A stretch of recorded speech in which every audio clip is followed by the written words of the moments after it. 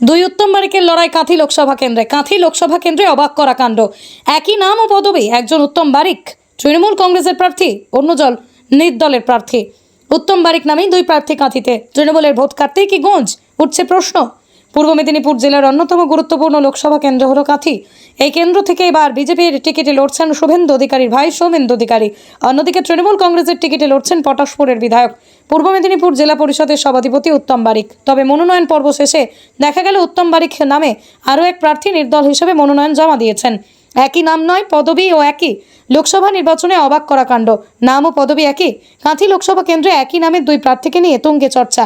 তৃণমূল কংগ্রেস প্রার্থীর সঙ্গে নির্দল এক প্রার্থীর নাম নিয়ে ভ্রান্তিবিলাস। রাজনৈতিক মহলে জোর চর্চা। বলার কিছু নেই, আসমান আর জমিন এর মধ্যে পার্থক্য আছে।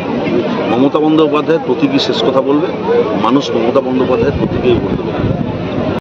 আর রামনগর বিধানসভা কেন্দ্রে মানুষের উচ্ছ্বাস, উদ্দীপনা, উৎসাহ প্রচণ্ড পরিমাণে। শুধুমাত্র সময়ের অপেক্ষা। ইভিএম ভোটিং মেশিন হাতে পেলেই মানুষ তৃণমূল কংগ্রেসকেই ভোট দেবে। দাদা, এবার উচ্চ মাধ্যমিক পরীক্ষা ফল প্রকাশিত হয়েছে। যেখানে কাঁথির হাই স্কুলের ছেলে উচ্চ মাধ্যমিকে রাজ্যে ৫ম স্থান অধিকার করেছে, কি বলবেন? এটা নতুন ঘটনা নয়। বিগত ২০ বছর ধরে মাধ্যমিক উচ্চ মাধ্যমিকের যখন ফল প্রকাশ হয়, সারা বাংলার সমস্ত জেলাগুলোকে, এমনকি বাংলার প্রাণকেন্দ্র রাজধানী শহর কলকাতার জেলাগুলোকেও পেছনে ফেলে দিয়ে মেদিনীপুর জেলা ভালো জায়গা দখল করে একটা ২০ বছরের ঐতিহাসিক রেকর্ড। রামনগরের একজন ব্যক্তি যিনি নির্দলে দাঁড়িয়েছেন, যার একই নাম উত্তম বারিক দাঁড়িয়েছেন, কি বলবেন দাদা? বলার কিছু নেই, আসমান আর জমিন এর মধ্যে পার্থক্য আছে। মমতা বন্দ্যোপাধ্যায়ের প্রতীকী শেষ কথা বলবে, মানুষ মমতা বন্দ্যোপাধ্যায়ের প্রতীকেই ভোট দেবে। যাকে নিয়ে ইতিমধ্যে কাঁথি লোকসভা কেন্দ্রে জোর জল্পনা শুরু হয়েছে। মঙ্গলবার মনোনয়নের পর প্রার্থী তালিকা প্রকাশ হতে শুরু হয়েছে গুঞ্জন। ভোটারদের আলোচনার বস্তুতে এখন দুই উত্তম বারিকের লড়াই। একজন হচ্ছেন তৃণমূল কংগ্রেসের উত্তম বারিক, অপরজন নির্দল প্রার্থী উত্তম বারিক। তবে দুইজনের বাবার নাম ও ঠিকানা পরিবর্তন হয়েছে। তৃণমূল প্রার্থীর বাবা নাম বীরেন্দ্র বারিক, বাড়ি গোটসৌরি, জামুয়া শঙ্করপুর। নির্দল প্রার্থীর বাবার নাম নারায়ণ বারিক, বাড়ি রামনগরের বাধিয়া অঞ্চলের দামোদরপুর। যদিও ওই নির্দল প্রার্থীর সাথে যোগাযোগ করার চেষ্টা করা হলেও কোনো প্রতিক্রিয়া পাওয়া যায়নি। বলার কিছু নেই, আসমান আর জমিন এর মধ্যে পার্থক্য আছে। মমতা বন্দ্যোপাধ্যায়ের প্রতীকী শেষ কথা বলবে, মানুষ মমতা বন্দ্যোপাধ্যায়ের প্রতীকেই ভোট দেবে। দুই উত্তম বারিকের লড়াই কাঁথি লোকসভা কেন্দ্রে অবাক করা কাণ্ড। একই নাম ও পদবি, একজন উত্তম বারিক তৃণমূল কংগ্রেসের প্রার্থী, অন্যজন নির্দলের প্রার্থী। উত্তম বারিক নামেই দুই প্রার্থী কাঁথিতে। তৃণমূলের ভোট কাটতেই কি গঞ্জ উঠছে প্রশ্ন। পূর্ব মেদিনীপুর জেলার অন্যতম গুরুত্বপূর্ণ লোকসভা কেন্দ্র হলো কাঁথি। এই কেন্দ্র থেকে এবার বিজেপির টিকিটে লড়ছেন শুভেন্দু অধিকারীর ভাই সৌমেন্দু অধিকারী। অন্যদিকে তৃণমূল কংগ্রেসের টিকিটে লড়ছেন পটাশপুরের বিধায়ক, পূর্ব মেদিনীপুর জেলা পরিষদের সভাধিপতি উত্তম বারিক। তবে মনোনয়ন পর্ব শেষে দেখা গেল উত্তম বারিক নামে আরও এক প্রার্থী নির্দল হিসেবে মনোনয়ন জমা দিয়েছেন। একই নাম নয়, পদবি ও একই। লোকসভা নির্বাচনে অবাক করা কাণ্ড। নাম ও পদবি একই। কাঁথি লোকসভা কেন্দ্রে একই নামের দুই প্রার্থীকে নিয়ে তুঙ্গে চর্চা। তৃণমূল কংগ্রেস প্রার্থীর সঙ্গে নির্দল এক প্রার্থীর নাম নিয়ে ভ্রান্তিবিলাস। রাজনৈতিক মহলে জোর চর্চা। যাকে নিয়ে ইতিমধ্যে কাঁথি লোকসভা কেন্দ্রে জোর জল্পনা শুরু হয়েছে। মঙ্গলবার মনোনয়নের পর প্রার্থী তালিকা প্রকাশ হতে শুরু হয়েছে গুঞ্জন। ভোটারদের আলোচনার বস্তুতে এখন দুই উত্তম বারিকের লড়াই। একজন হচ্ছেন তৃণমূল কংগ্রেসের উত্তম বারিক, অপরজন নির্দল প্রার্থী উত্তম বারিক। তবে দুইজনের বাবার নাম ও ঠিকানা পরিবর্তন হয়েছে। তৃণমূল প্রার্থীর বাবা নাম বীরেন্দ্র বারিক, বাড়ি গোটসৌরি, জামুয়া শঙ্করপুর। নির্দল প্রার্থীর বাবার নাম নারায়ণ বারিক, বাড়ি রামনগরের বাধিয়া অঞ্চলের দামোদরপুর। যদিও ওই নির্দল প্রার্থীর সাথে যোগাযোগ করার চেষ্টা করা হলেও কোনো প্রতিক্রিয়া পাওয়া যায়নি।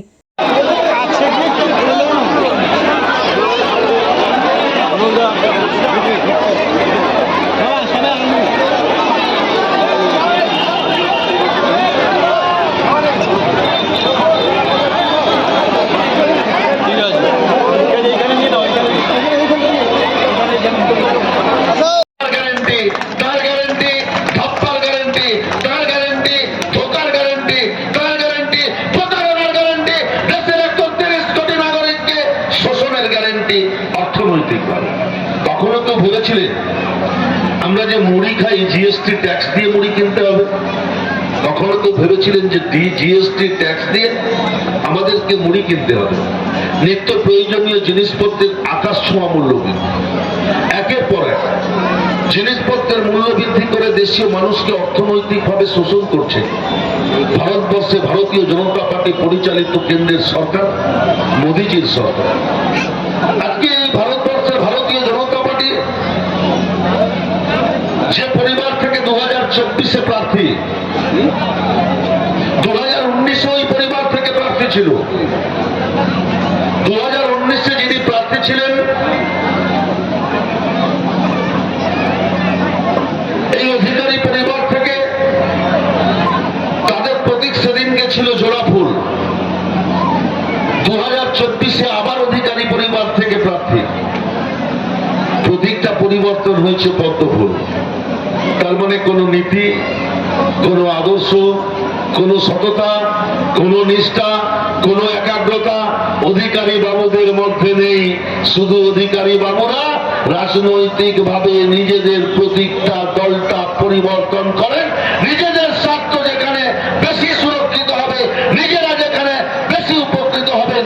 আমাদের মন্ত্রী অখিল বাবু বলছিলেন, যাদের রাজনৈতিক জীবন বিএসপি পার্টি থেকে শুরু হয়েছিল, মাঝখানে আমার মনে হয় কোনো পার্টি নেই যে পার্টি বাবুরা করেননি। শেষে ভারতীয় জনতা পার্টিতে নাম লিখিয়েছেন ইডি, সিবিআই, এনআইএ থেকে বাঁচতে, কেন্দ্রীয় এজেন্সি থেকে বাঁচতে। তার কারণ সিবিআই এর চিঠি আসে, পরবর্তীকালে ভারতীয় জনতা পার্টিতে যোগদান করলে সেই সিবিআই চিঠিটা বন্ধ হয়ে যায়। সেই অধিকারী বাবুরা আজকে লোকসভা নির্বাচনে ভারতীয় জনতা পার্টির প্রতীক নিয়ে প্রতিদ্বন্দ্বিতা করছে। বিজেপির কর্মী সমর্থকরা গ্রামে যাচ্ছেন, আপনারা ওনাদেরকে জিজ্ঞেস করুন কারা এই বাংলায় দাঁড়িয়ে ইলেকট্রনিক্স মিডিয়ার সামনে বলেছিলেন 100 দিনের কাজের টাকা আমি বলেছি কেন্দ্র সরকারকে বন্ধ করতে, আবাস প্রকল্পের কাজের টাকা আমি বলেছি কেন্দ্র সরকারকে বন্ধ করতে। তাহলে আপনি যদি 100 দিনের কাজের টাকা, গরিব মানুষের টাকা, আবাস প্রকল্পের টাকা, গরিব মানুষের টাকা বন্ধ করার জন্য কেন্দ্র সরকারকে বলেন, তার মানে আপনি প্রমাণ করতে চাইছেন 100 দিনে দুর্নীতি, আবাস প্রকল্পে দুর্নীতি হয়েছে, সেই কারণে টাকা বন্ধ করতে চাইছেন। আমি ভাবলাম, আমি বুঝলাম আপনি অনেক বড় মহারাজ, 10 বছর খেয়ে মধু, টাকা এখন সাচ্ছে সাধু। বিজেপির ওয়াশিং মেশিনে ঢুকে গিয়ে টাকা এখন মহারাজ হওয়ার চেষ্টা করছেন। আপনি ভালো কাজ করেছেন, বাংলার মানুষের 100 দিনের কাজের টাকা, আবাস প্রকল্পের টাকা বন্ধ করার জন্য চিঠি দিয়েছেন। আচ্ছা, কই আপনি তো এই কাজটা করলেন না। কাঁথি লোকসভা কেন্দ্রের মানুষ, তমলুক লোকসভা কেন্দ্রের মানুষ আপনার বাবাকে, আপনার ভাইকে জোড়া ফুল চিহ্নে ভোট দিয়ে সাংসদ হিসাবে নির্বাচিত করেছিলেন। 2020 সালের পর থেকে সাংসদ হিসাবে কাঁথি তমলুকে মানুষ দেখেনি আমাদের সাংসদকে। মানুষ সাংসদের উন্নয়নের ছিটে ফোঁটা পর্যন্ত পায়নি। মানুষের পাশে থাকতে সাংসদকে দেখা যায়নি। সাংসদ মানুষের কোনো কাজ করছেন না। আপনি তো কই কেন্দ্র সরকারকে বললেন না যে আমার বাবা, আমার ভাই কাঁথি লোকসভা, তমলুক লোকসভা থেকে নির্বাচিত সাংসদ, তারা বাড়িতে বসে